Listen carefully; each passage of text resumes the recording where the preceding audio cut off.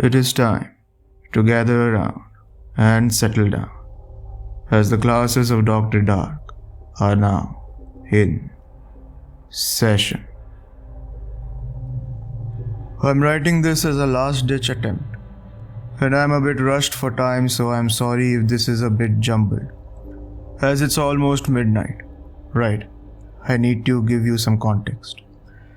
I lived in New Zealand all my life, never staying in one town or city very long.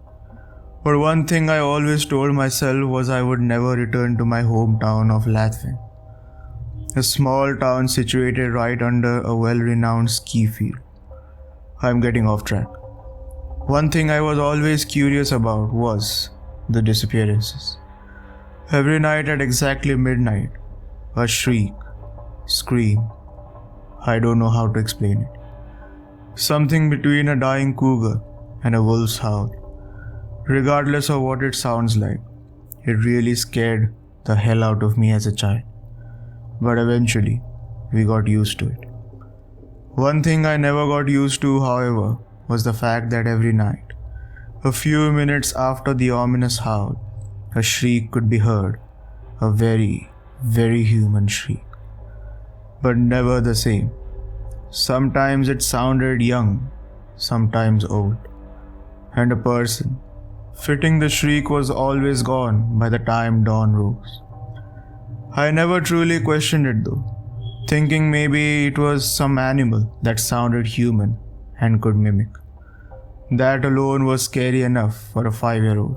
But what truly made it sink in was what happened to me when I was in 6th grade. My best friend Tim disappeared after a very loud childlike scream had been heard the night before. You see, he lived next door to me. That's how we met after our fathers went to a barbecue and started talking. After that, we were inseparable. I think I finally realized that day that what my naive self had believed to be people moving away wasn't the case. And that my parents had told me that to calm my young mind.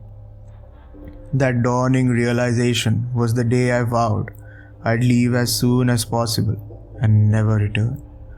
But first, I needed answers. Quickly, I found that no one was going to be volunteering any information, and certainly not my parents. I never did find out much from my snooping, but I think at some point or another I lost interest and just accepted it. I grieved my friend and moved on after that, but the dread within me never went away. It never settled, no matter how many nights I was awoken by screams. I didn't wake every night, as sometimes the screams were further or closer away. I was 18 when it happened.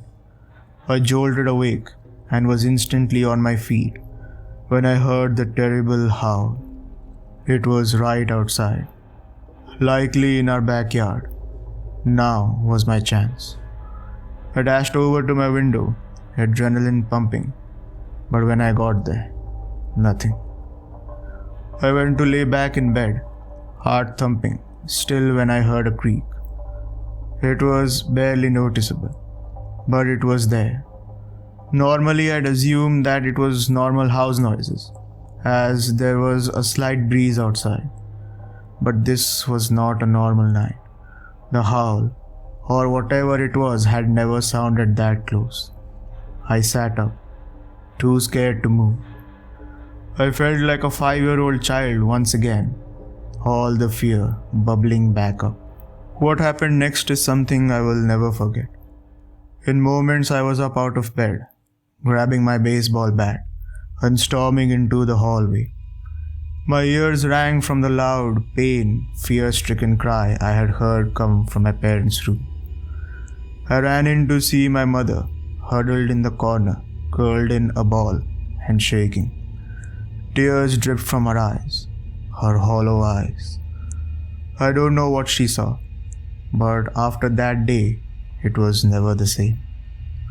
I went to the police the next day to file for a missing persons, but I knew nothing would come of it. My father, the one who taught me to shave, the one who brought me my first beer and my first suit, He was now a memory. A painful memory that I'd be reminded of every time I saw his face on the community board. Big red words reading missing underneath. We all knew that he wouldn't be found there. The police didn't even look anymore because they never found anything. The last time I saw my mother was 2 days after my father was taken. She was being put in the hospital for a psych evaluation at my request. I will admit that I don't know how it went, because that day I had packed my bags and I was gone. I do still feel bad to this day, but do I regret it? No. After I'd left town, I had nothing but bad luck. No one would hire me, and I ended up homeless for a while. Then we flicked to almost a month ago, when I broke my vow and came crawling straight back to this hell. Anyways, that is plenty of backstory. Now, you may be wondering, how do I know I am next? This thing is methodical, and it seems to be smart. It goes down street by street, house by house, but never in perfect order. Probably to still have the element of surprise. But it never does the same house more than once every few months. It's almost like it farms on us. And despite the number of witnesses, we still almost know nothing about this hellhound. Most of the witnesses are so traumatized in the moment that they bite off their tongue, or at very least are so deeply disturbed they refuse to talk about the topic and will shut down at the very mention of it. One new thing to note in this town is a new church of sorts. I haven't been there, but it is more popular than Christianity in this town. It is settled in an old Victorian-style chapel, just a few streets down my parents' house. They call themselves the Silent Ones. They seem to worship the evil that stalks this town. But to join you, have to have had a family taken. The ones who see this thing are considered chosen and make up the majority of the priests, hence the name. I refuse to step foot in those doors. I have never been a religious person, and I sure as hell am not going to worship the creature that preys upon this cursed town. When I got back, I was told by an old family friend, one of the town's elders, that my mother had been taken by it a few months back. I couldn't even say I was surprised. It got everyone eventually, even the members of the Silent Ones, it seemed. The only people it didn't seem to take were pregnant. Couldn't have killed itself the source of its future food, could it? I've been here for just over 2 weeks now. I'm living in my old home, and even the slightest noise wakes me in a complete panic. The last few nights I haven't even slept, running on monsters and coffee. Every night I hear it loom closer and closer, slowly taking people from my street again. And I just know I'm next, and if not, it will happen soon. Every house has one taken once every rotation.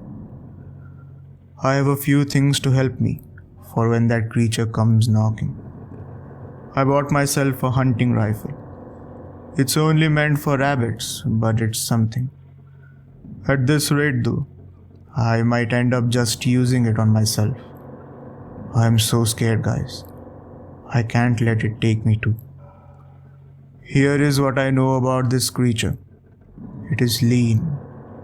And, oh no. No.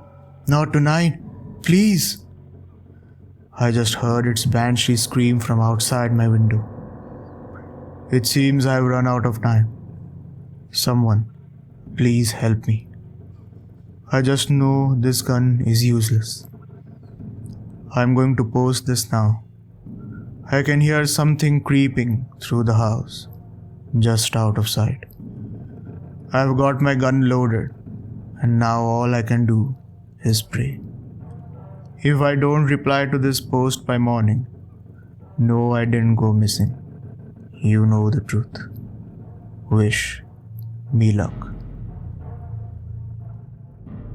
Thank you for tuning in to the classes of Dr. Dark. Do give the video a like and subscribe to my channel on your way out. Do tag me on social media when you share this video with your friends. The details are given in the description below. With this, until next time, class dismissed.